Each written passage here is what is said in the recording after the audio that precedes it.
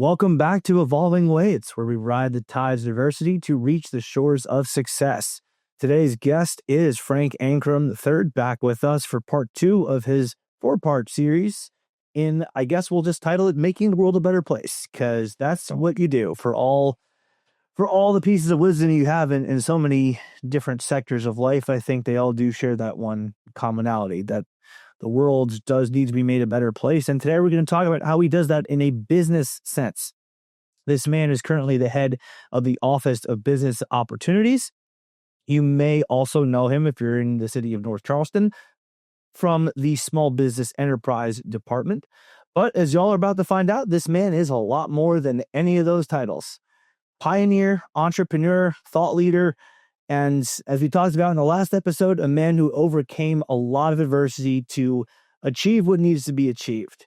So before we get into that, though, we got to take a second to shout out today's sponsor. Before we get into his story, we want to quickly shout out our sponsor. Today's podcast is brought to you by Stingray Branding, a national lead generation-focused marketing agency that helps businesses generate an ROI from their marketing efforts, including web design, social media, Google search, email, automations, and more. Learn more about them at stingraybranding.com. With all that said, Frank, welcome back. Thank you for having me. Neil. Always a pleasure, sir. The last episode, as I touched on a minute ago, we talked about not just your upbringing, but also just your overall thoughts on this planet and how we got to where we are today. And I think today's session is going to be best suited to build off of that and talk more about your place in the business world. So I could probably just give a 2 or 3 sentence description about your job, but you can probably do it a lot more justice than that. So what does the current title that you hold mean? Essentially, what is your job for the city of North Charleston? For the city of North Charleston, the new administration came about a year and 9 months ago. When Mayor Burgess came in with the new administration, he's been animate, very intentional about creating the first small business enterprise department for the city of North Charleston. As you know, North Charleston is a beautiful city. It's the 3rd largest economic generating city in South Carolina. So it would only make sense that we have a small business department that helps to provide resources, financial resources, education, training, opportunities for our entrepreneurs and small business owners throughout the Tri-County area, actually. So it's not just for the citizens of North Charleston, but we reach as far as Berkeley County, Dorchester County as well.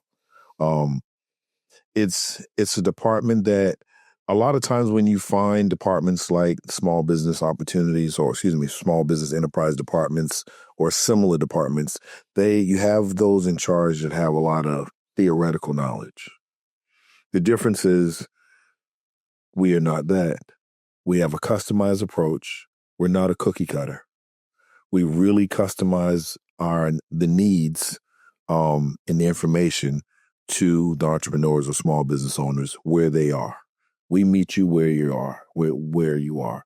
The information that's shared with a small business owner who's just starting a business is much different from someone who's been 7-10 years in business or better. 10 years or better, we may be talking about wealth protection, succession plans, whereas I'm not having that conversation with someone who just started their business. It's more so formatting and structuring business, proper formatting and structure. So the department itself is not, I say again, we are very intentional with making sure that the last thing the members of North Charleston have to worry about is not having a resource that they can rely on, not having someone they can call to understand, any questions they may have, any areas where they need to make their business fundable or put themselves in position so that they can get a loan. put themselves in a position where they can scale, put them in a position where they can get extra education. There's so many different things that we're trying to make sure that they feel comfortable coming to us. We're trying to make North Charleston and the city of North Charleston and even City Hall cool again. Make City Hall cool again. That would work as a political slogan. As if it was ever. Yep. Well, we, for some of us, we have a bad representation of what we do for the city. Why? I think it's because of the lack of knowledge. City Hall is not, whether you're going on the second floor, which is the police, law enforcement, or the third floor, a lot of times, whether it's business license and things of that nature. I think the people, they just don't know. We hadn't advertised or marketed what we do for the city. And there's so many dynamic and interesting people that work for the city in North Charleston. Every department has a different feel for it, whether it be the planning and zoning, whether it be business license, community outreach. There's so many, procurement department. There's so many departments that project management. There's so many departments that really help to make this city run. And you just don't know what they do or who they are. But they're people just like you. They're people that care about the city, care about their communities, have families just like you. It's not something where anyone feels as though they're better. I think they're good at what they do when we're trying to really be about the people's business. So you touched on a couple different things I want to follow up on, as you have a way of doing, because you're that full of knowledge and wisdom. But I want to go back to what you said about how the city and you in particular can be a resource. What is a resource to you? A resource to me is financial literacy. A resource is business structure. A resource could be just having someone that you can ask a question, because there are no dumb questions. A resource is someone who you can run a business plan by to get their opinion, because you know what they're dealing with. A resource could be someone who may want to put you in touch with a pair. A lot of times as entrepreneurs and small business owners, we feel alone. It's a lonely journey. And the reason why I laid out what my private side of the business was, or me being a serial entrepreneur, having small businesses for so long, is because although I work in a 9-to-5 capacity, I am so not 9-to-5. I was going to say, you're not a 9-to-5 guy. Right. At all. Right. You're more like a 5 to 9 type of guy. Right. So it makes me more approachable because I can speak their language. I'm not talking to them about someone, I say again, that has theoretical knowledge of books. Yes, I am educated. Yes, I have degrees, but I have lived experiences and I know how they hurt. I know the difficulties and the times where I didn't have the resources. I had to figure it out. I had to find people or search for mentors. I had simple questions that I didn't know where to get those answers from. Those are the resources we're providing. We're providing some of the simplest things that for some, but for those who want to build a business, working toward, really have the hunger, we want to make it simpler for them to really be successful. And that's the least we can do, is have a one-stop shop of resources that they can just ask, come in, let's sit down, let's see who you are, what you want to do, what you have, and where you want to go. Now, Frank, you're clearly intelligent. You clearly know your business. I think there's a lot of power that comes from just sitting down and thinking, yeah, I like just talking to you. I like just having conversation with you. I could easily talk with you about anything from sports to the latest TikTok trend. There's a way you have about you that when I'm sitting down and talking with you, I just get like this Man, life is good right now. I'm enjoying my journey through life. Because I'm talking to this guy. There's maybe a correlation between those two things. Again, clearly you know what you're talking about and you can actually help people. The substance is behind it. Mm-hmm.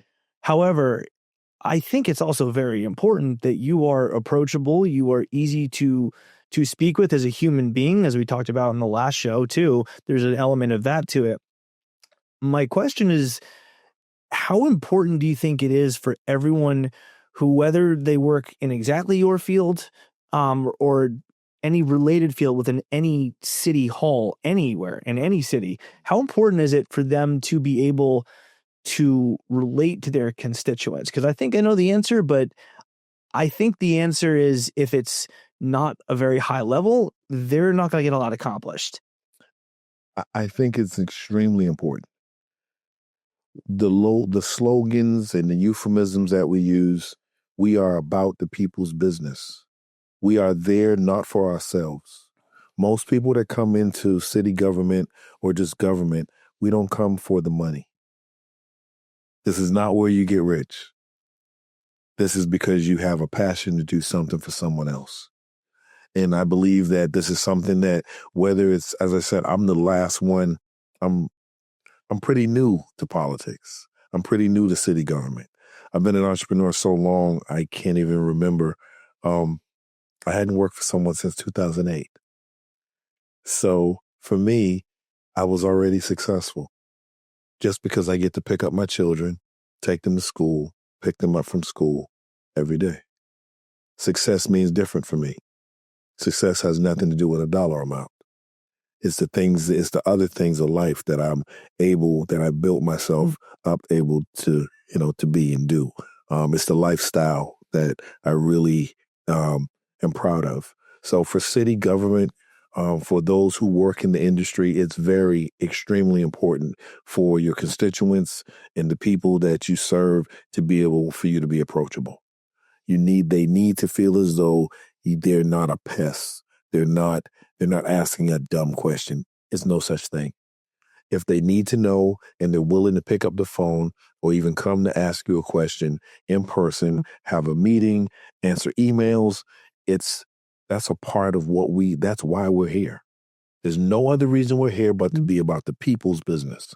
Because when the people don't need us anymore, we will exit stage left. You need to be removed from that area, removed from that position if your mentality is not to serve the people. There's so many other things you can be doing, but you have to be inviting. You have to want to serve. That's, I think, a big key. So, yeah, I mean, we're going to talk about this in part 3 of your 4-part series, but as with most people of Gen Z, technically I'm a millennial, but I missed that border by a year or so. Right. So I'm close enough to Gen Z where I can say I share this characteristic. I think in terms of memes. I think in terms of funny, virulently shareable things that happen on the internet. So what comes to mind for me, because I watch a lot of the show, Family Guy, it's a bit of satire in there, but there's an episode where Peter, who's, if you don't watch Family Guy, very basically, there's a man who wants to get some kind of permit from the city, and he goes and says to his wife, the hell, I can't do this. I'm going to go down to City Hall and fight this. And then the scene just doesn't show anything else. It just does like a transition where it just flips around the screen and then back to the same scene in the household. And Peter, the father, has a black eye and bloody nose and everything. And he goes, City Hall knows karate. So obviously that's satire. That's a joke. It's an exaggeration. But the point is that comes from somewhere. Right. There is a perception that allows for that joke to be made and for it to be funny and for it to be memorable enough that I bring it up in this context here. So that's kind of the perception that you're fighting here, that City Hall, I don't want to say is evil, but they're not helpful. They're combative. They're militant in some way. You are very much not that. You're not any of that. You're the antithesis of all that. So the approachability is obviously very, very key, but perception is also reality. So how do you go about fixing the perception, because if people don't have a good perception of you, they're not going to want to sit down and talk to you to begin with, because you can have the conversation with them and then they can be comfortable, but you have to get to that point first. There has to be that point of entry in the relationship with another person for you to be able to sit down and talk with them. So how do you and how do city halls in general get past this perception that they know karate and they're going to be fighting everyone? Oh, great question. I think it's very important that we really reset. We understand, like I said, City Hall needs to be cool. City Hall does not need to have that same, and we are fighting the perception that's been here for so long. But I think it starts with leadership. The leadership in administration has been very intentional and deliberate in making sure that everyone understands why we're here. It's not them against us. It's we're here for them. So in any, whether it be an entrepreneur, whether it be a CEO or anyone in authority, you have to find the right leadership first. And we have that. Then the leader then puts out his expectations, or his or her expectations in what the mission is. He's done that. And then from there, you usually put the people in place that can carry out the mission. And then from there, you empower the people to carry out the mission for the people. So it's used quite a bit in North Charleston City Hall. As Mayor Burgess talks about why we're here. He reminds us it all the time. We are not talking top down. We do not come up with the laws and ordinances and rules in a silo. We need to bring the community in, have these talks with them, so we're not just creating things that are affecting our community, affecting those in the community as if they don't have any say. So, as I said, I think it starts with leadership and really keeping a focus on what's important and reminding us why we're here.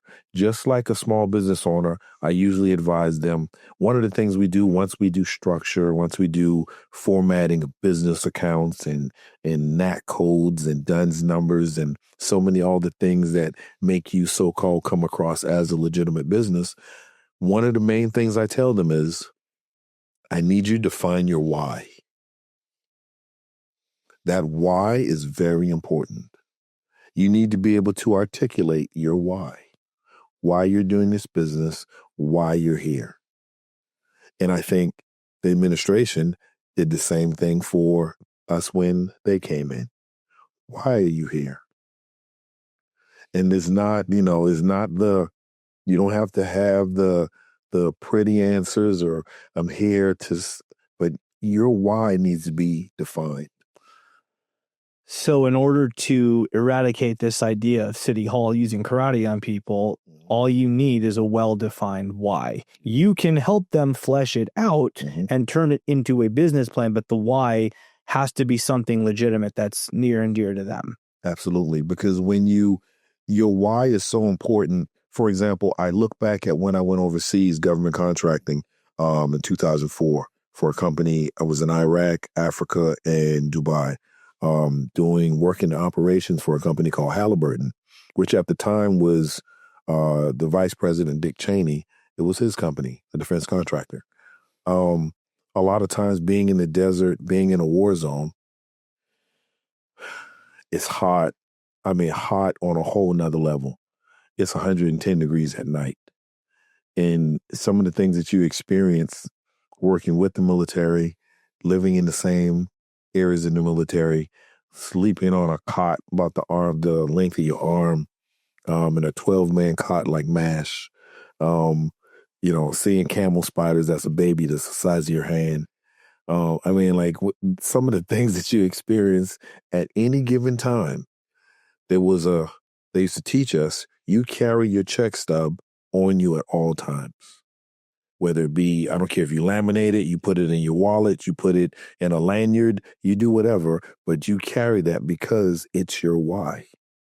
And when you have those negative thoughts, those times, I don't want to be here, I don't want to do this anymore, I'm sick of this, I want my family, it's too hot, it's too dry, you need to be able to pull out that why. and remind yourself, reset, this is why I'm here. So I'm guessing that the types of adversity, of course, because we do a show about overcoming adversity, so why not toss that theme back in here? But I'm guessing that the themes of adversity that people are facing are not exactly overcoming 110-degree weather in the middle of a desert, but I'm sure that at some point there does come about an obstacle for them that is about as pleasant as 110-degree weather in the desert. So what is your role in helping them get through those obstacles, assuming that, of course, they have a dream that you think is legitimate that can be turned into a real business opportunity? How do you go about getting them to overcome those obstacles, making sure that they do not give up on their dreams? A lot of times I need them to first understand, I have to understand why. They need to get to the fundamentals of why they're doing this. Many people start businesses for, I'll never say the wrong reason, but they have a misconception of what it is to be a business owner. A lot of times some people, they just don't want to listen to someone. They may just not want to be, they want to have something for themselves. Well, most times I'm not the person that they come to when I do public speaking. I'm not the person that you come to if you want to feel bubbly. I'm not the person that needs to come talk to your group or your audience when you need to just feel good about yourself. Because I'm going to give you the raw, the uncut, the in your face about business. And it's not for the faint of heart. So not only though if they were to come to me and they have questions about how do they get through tough times, I'm not going to coddle them. I will show them and let them and explain to them that this too shall pass, that we can help and we are a resource to show you that this is a bump in the road. This is not a mountain. This is, we redefine what you believe is a stopping point. This is not a stopping point. This is just a little bump. This is something that, because I can see past that, I have to get them to see the long picture. I have to get them to understand that you will continue to have difficulty. There's different things that you will experience, but it's not about the end result. It's about the process. It's always about the process. The process is what strengthens you, builds up your character, so that when these bumps and boulders, and some would say mountains come up, the process makes you push through because you're built for it. You need it. When you walk in my office, in that building in City Hall, our office is one of the only places that it's a vibe.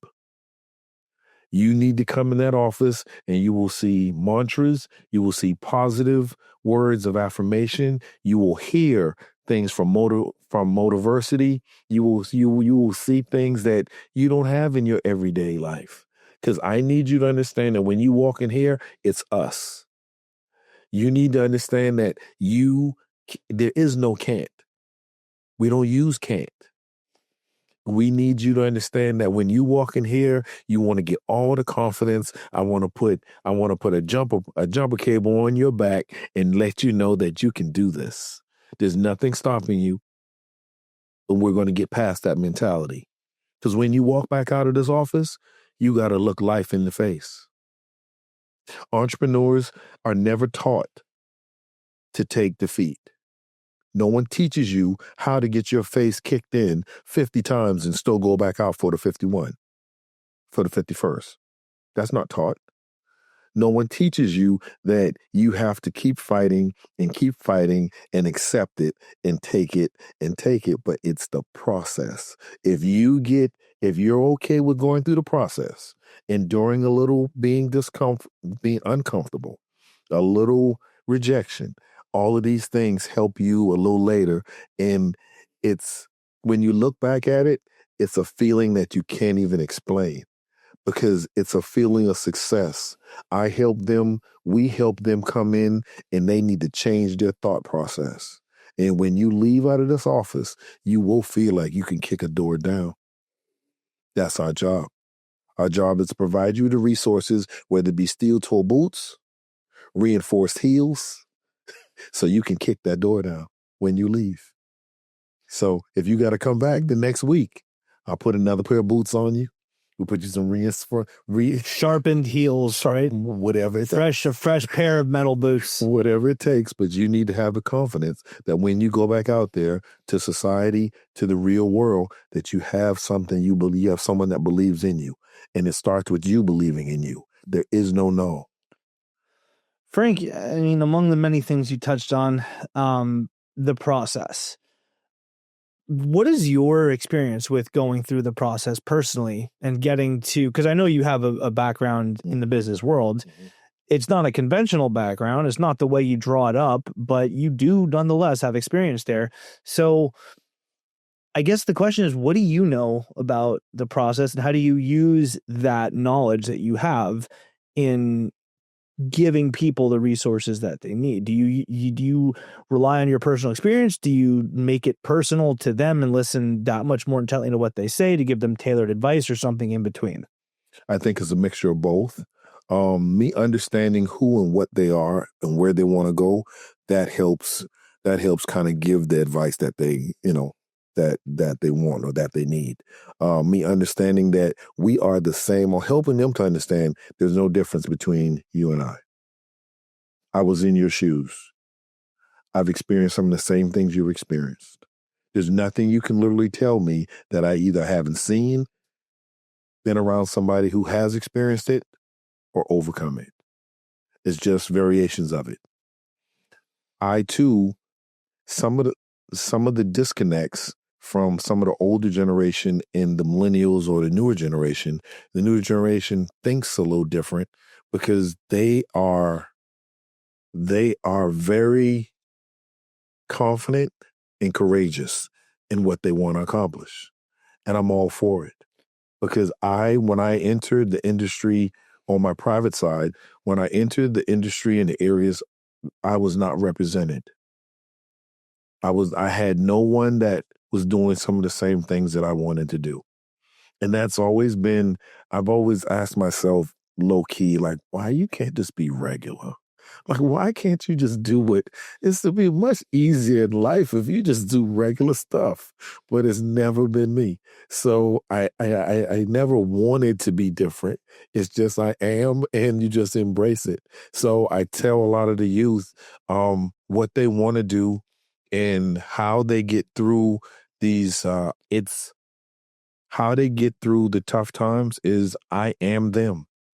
The past experiences and the things that I've experienced through lived experiences, it's more or less, I didn't have a plan. I didn't have the pedigree. I didn't have a plan. I didn't have a backup. It was me seeing something in my mind, me holding on to it, me putting the resources needed, applied to it, and believing in I can't be stopped. You cannot beat me. I'm a firm believer that confidence is everything. Skill, confidence, and having what we call a dog in you. You got to have some dog in you. To be an entrepreneur, a successful, a small business owner, you got to have a little bit of puppy in you. And we can build that dog. But it's because I've seen how you can take someone who has a little bit of dog, and that dog can be trained, and that dog can go off the beaten path, but it will fight, and it will fight, and it does not take no for an answer. Confidence is everything. Even as parents, we teach our children to have confidence. And I ask a lot of adults, when did you stop needing it? When did you stop needing confidence? When did you stop telling yourself, you look good today? When did you stop telling yourself, they might not want me today, but they're going to need me next week? When did you stop really talking life into yourself? Because everyone doesn't come from an environment where they have someone that can breathe life into them. You got to breathe it in yourself. You got to be your own fire starter. You need to have the confidence, and that's why we try to instill that confidence in them when they come into the OBO's office, When they come into the Office of Business Opportunities, I need you to understand that whatever you think you're going to do, we're not just going to do it for you. We need you to put your belt on, put your seatbelt on, bring your entire self, and let's go. So, I mean, I just, for the sake of those listening or watching, I had 24 questions for this particular episode. He answered about 19 of them in the last couple of answers, because he, like I said, he just naturally is this fountain of wisdom that whenever someone talks to you, they become more knowledgeable on whatever subject they're trying to glean knowledge from as a result of talking to you. So I think the last question I want to ask in this part of our conversation about the business development part is, can you give me a specific win or victory that you and or your colleagues in the City Hall offices helped somebody achieve based on the resources that you provided them? And are you willing to tell that story? You got several, I'm sure. Yeah, I have a lot of them. We're very proud of what we've created. We're very proud of who we serve, and it's a diverse mixture of small businesses, woman-owned businesses, different nationalities, and it's satisfying. It's so satisfying. You can't really put a word to what it does for you. For example, the Hispanic community is hungry. You can see it. You can see a lot of different. You see the Indian community. I'm talking about the Asian or Oriental community. Like you have people who really want to succeed. They just need a few resources. It's who they see in the middle. I mean, it's who they see in the mirror, and then they have an idea of who they want to be. All we want to do is fill in the gaps. So when we started putting out just the resources available, whether it be financial literacy, whether it be structuring a business or credit hacks to get the credit right, understanding that there's a difference between your business credit and your personal credit, and whether it be preparing yourself to get a loan. All of these things, we had one Hispanic company, and at the time, I had two phones. So I would translate through both phones. And that didn't stop us, because we wanted to make sure that regardless, I don't care if your English is not good. That has nothing to do with it. You do great work. We need you to position yourself and put you in a position that you can continue to do for your families. So what we did is I started with both phones. Then we hired this young lady who is bilingual, and she's Hispanic. But prior to her coming, I was helping about 3 different businesses, Hispanic businesses. And from that, the following week, I had about 13 businesses standing outside our office in line. So I come in that morning, I'm like, what is going on? Like, you can't just wait and there's no appointments or nothing, because the word got out that I am one of them. The word got back to the community that he is real. He is serious. So I pride ourselves in, they call me El Jefe. But I really took pride in the fact that everything that they had said about me, it resonated with the community, in their community, because now they're like, listen, he doesn't care if you can't speak very good English. He doesn't care. He has 2 phones, and he will do whatever he needs to do to help you build your business or provide different opportunities for you. So I say again, this is something that I get excited for every day. The mayor, the administration has been very deliberate and excited to help the community continuously. They'll send any and everyone. He feels as though there's enough for everybody.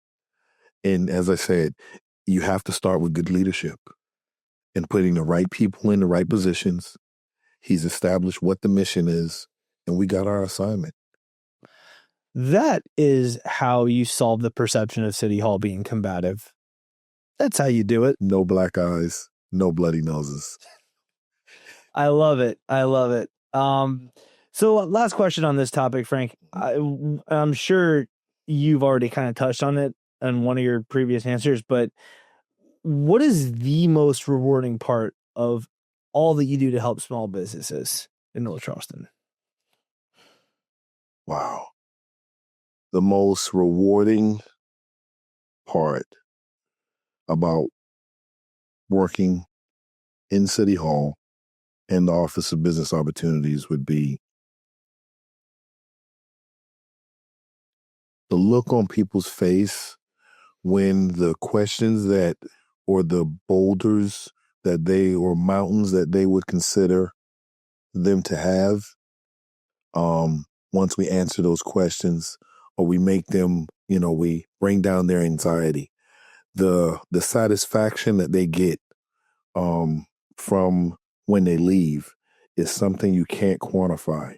You have to satisfy people, to help them know that they can go and fight for their families.